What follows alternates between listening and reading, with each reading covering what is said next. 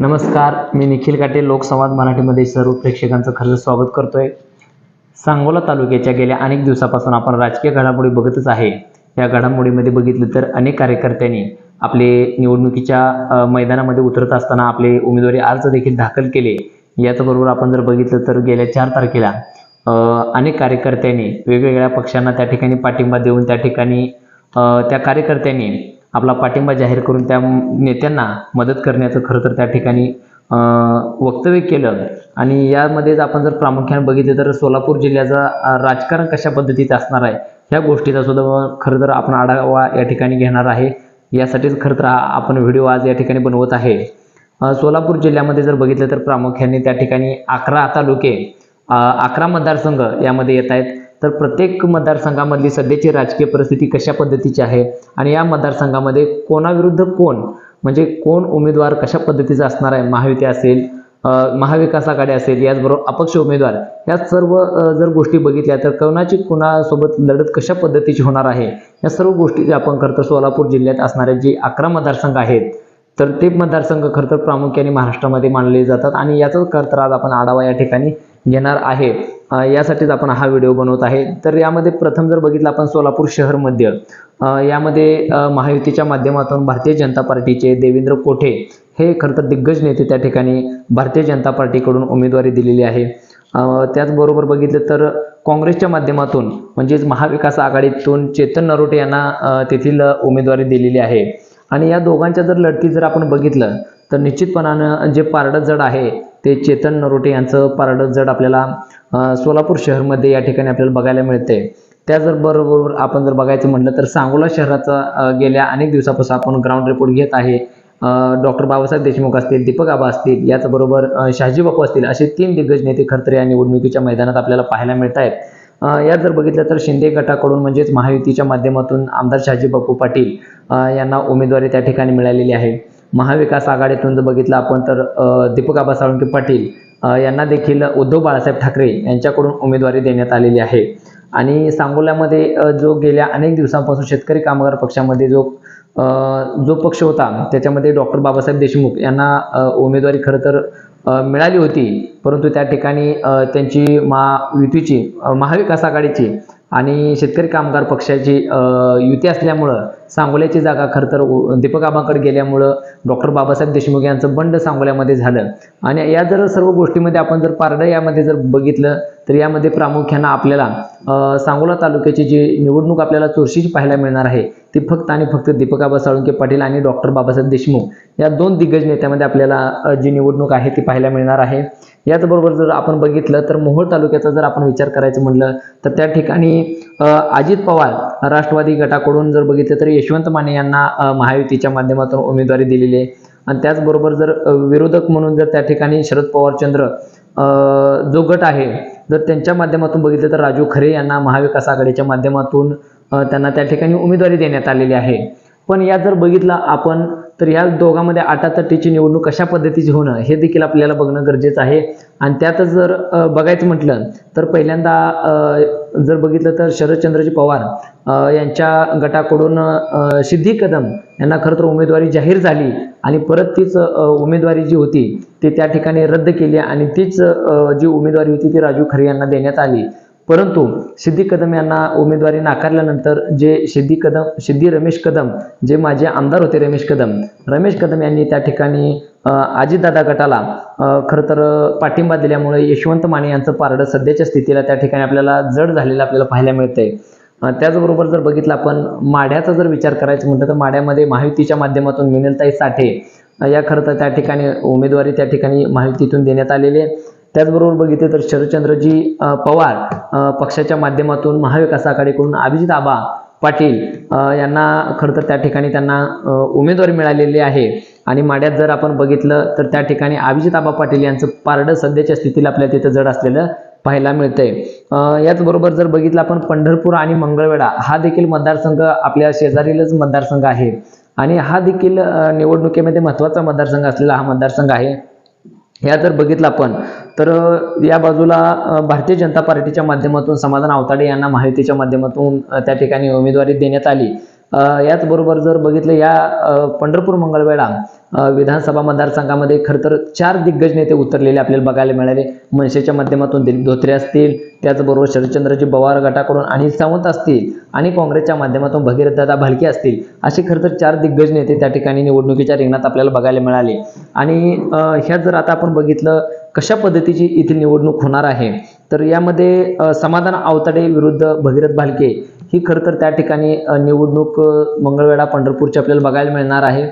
परंतु यामध्ये पारडं जर सध्याच्या स्थितीला जर कोणाचं असेल तर निश्चितपणाने त्या ठिकाणी समाधान आवताडेंचं पारडं जड आहे हे आपल्याला मान्य करावं लागेल. त्याचं कारण असं की समाधान आवताडेंना खरं तर निवडणुकीचे अर्ज दाखल करत असताना, उमेदवारीचे अर्ज दाखल करत असताना भाजपचे प्रदेशाध्यक्ष बावनकुळेजी यांनी खरं तर त्या ठिकाणी येऊन मध्यस्थी करून जो प्रशांत परिचारक आणि समाधान आवताडे यांचा जो काही वाद होता तो संपवून त्या ठिकाणी प्रशांत परिचारक यांनी समाधान आवताडे यांना त्या ठिकाणी पाठिंबा दिला आणि त्या ठिकाणी भारतीय जनता पार्टीचं पारडं जड करण्याचं काम बावनकुळेजींनी त्या ठिकाणी केलेलं आपल्याला बघायला मिळालं.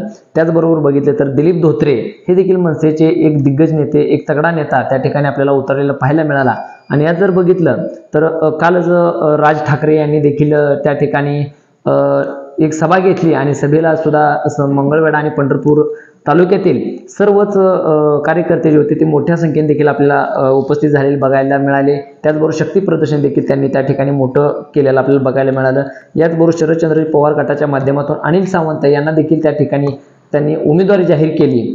यामुळे कुठंतरी महाविकास आघाडीमध्ये मतांचं विभागणी होऊ शकते, कारण काँग्रेसमध्ये भगीरथ भालके आणि शरदचंद्रजी पवार गटामध्ये अनिल सावंत असल्यामुळे या दोघांची मताची विभागणी होऊन याचा निश्चितपणे समाधान आवताड्यांना फायदा होण्याची दाट शक्यता आहे. परंतु आपण याचबरोबर पुढे जर जाऊन बघायचं म्हटलं तर अक्कलकोटमध्ये भारतीय जनता पार्टीचे पाठिंबाच्या विधानसभेला देखील सचिन कल्याणसाठी त्या ठिकाणी निवडून आलेले होते. आता जर तिथं त्यांची जर निवडणूक बघितली तर ह्यामध्ये भारतीय जनता पार्टीचे सचिन कल्याणसाठी असतील आणि महाविकास आघाडीच्या माध्यमातून काँग्रेसकडून सिद्धराम म्हेत्रे अशा या दोघांची निवडणूक त्या ठिकाणी आपल्याला होणार आहे, ही पाहायला मिळणार आहे.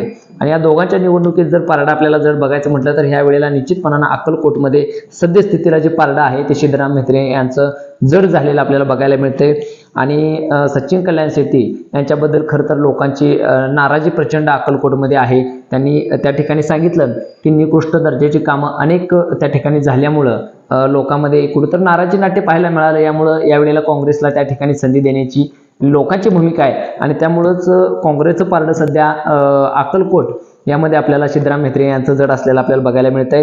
त्याचबरोबर आपण जर करमाळा तालुक्याचा जर विचार करायचा म्हटला, करमाळा विधानसभा मतदारसंघाचा विचार करायचा म्हटलं तर महायुतीच्या माध्यमातून शिंदे गटाकडून दिग्विजय बागल यांना त्या ठिकाणी उमेदवारी देण्यात आलेली आहे. त्याचबरोबर मागील जे आमदार होते संजय मामा शिंदे, खरं तर त्यांना कुठल्याही पक्षातून त्यांना उमेदवारी न मिळाल्यामुळे त्यांनी बंडखोरी करत अपक्ष अर्ज देखील त्या ठिकाणी त्यांनी दाखल केलेला आहे. आणि याचबरोबर जर बघितलं शरदचंद्रजी पवार गटाकडून म्हणजेच महाविकास आघाडीच्या माध्यमातून नारायणआबा पाटील यांना त्या ठिकाणी उमेदवारी देण्यात आलेली आहे. आणि ह्या सर्व जर गोष्टी जर बघितलं आपण तर येथील जी निवडणूक आहे ही खरं तर सोलापूर जिल्ह्यातील एक वेगळी निवडणूक आपल्याला करमाळ्यामध्ये पाहायला मिळणार आहे. तिन्ही नेते दिग्गज असल्यामुळे येथील जर बघितलं तर तिघांचंही पारडं सध्याच्या स्थितीला जड आहे.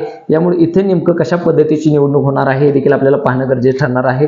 याचबरोबर आपण जर पुढे जाऊन माळशिरसची जर बघितली परिस्थिती तर माळशिरस मतदारसंघामध्ये महायुतीच्या माध्यमातून भारतीय जनता पार्टीतून जे मागील आमदार होते राम सातपुते, तर त्या ठिकाणी भारतीय जनता पार्टीच्या माध्यमातून त्या ठिकाणी राम सातपुते यांना उमेदवारी देण्यात आली. आणि याचबरोबर जर बघितलं महाविकास आघाडीच्या माध्यमातून उत्तमरावजी जानकर यांना देखील त्या ठिकाणी उमेदवारी त्या ठिकाणी दिली. शरदचंद्र पवार पक्षातून त्यांना उमेदवारी मिळाली. पण सध्याच्या स्थितीला आपण जर माळशिरसचा विचार करायचं म्हटलं तर त्या ठिकाणी अतिशय मोकळ्या पद्धतीचा उत्तमराव जानकरांसाठी मार्ग मोकळा आहे आणि त्या ठिकाणी उत्तमराव जानकर हे 100% विजयाचा गुलाल त्या ठिकाणी उधळू शकतात. ही परिस्थिती माळशिरसमध्ये आपल्याला पाहायला मिळते.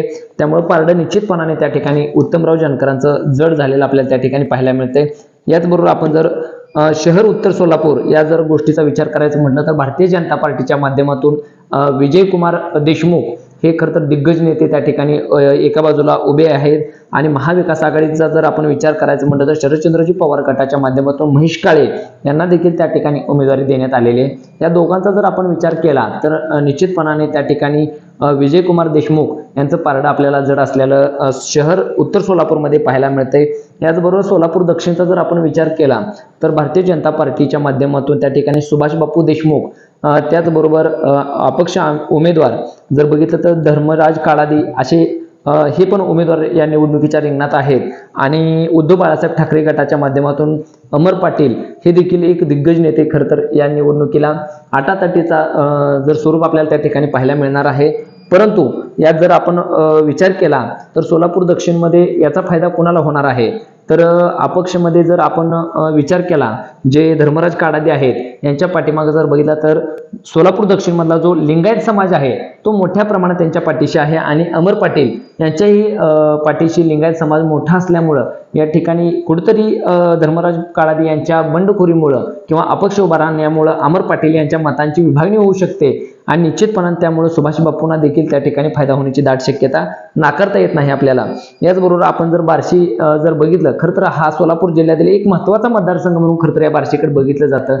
बार्शी मतदारसंघामध्ये प्रत्येक वेळेस निवडणुकीमध्ये वेगवेगळी समीकरणं आपल्याला बघायला मिळत असतात आणि याच पार्श्वभूमीवर आज जर बघितलं तर महायुतीच्या माध्यमातून शिंदे गटाकडून राजेंद्र राऊत यांना खरं तर त्या ठिकाणी उमेदवारी दिलेली आहे आणि महाविकास आघाडीच्या माध्यमातून उद्धव बाळासाहेब ठाकरे गटाच्या माध्यमातून दिलीप सोपल जे माजी मंत्री राहिलेले आणि त्यांना त्या ठिकाणी उमेदवारी जाहीर झाली आणि बार्शीचं राजकारण जे आहे हे आजपर्यंत म्हणजे सोलापूर जिल्ह्यालाही उमगलेलं नाही असं हे बार्शीचं राजकारण असतं आणि अगदी अंतिम स्टेजवरती खरं तर येथील जनता कशा पद्धतीचा वारा आहे त्या पद्धतीच्या दृष्टिकोनातून निवडणुकीमध्ये निर्णय घेत असते आणि याच पार्श्वभूमीवर आता सध्याच्या जर स्थितीला आपण जर विचार करायचं म्हटलं तर बार्शीमध्ये निश्चितपणानं उद्धव बाळासाहेब ठाकरे गट त्या ठिकाणी कुठेतरी आघाडीवरती असलेला आपल्याला बघायला मिळते आणि दिलीप सोपल निश्चितपणाने यामध्ये बार्शीमध्ये बाजी मारेल असं चिन्ह सध्याच्या तरी स्थितीला त्या ठिकाणचं आहे। तर अशाच काही नवीन नवीन गोष्टी आपण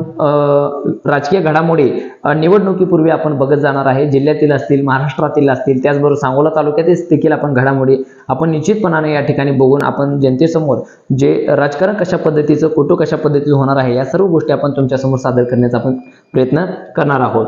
धन्यवाद।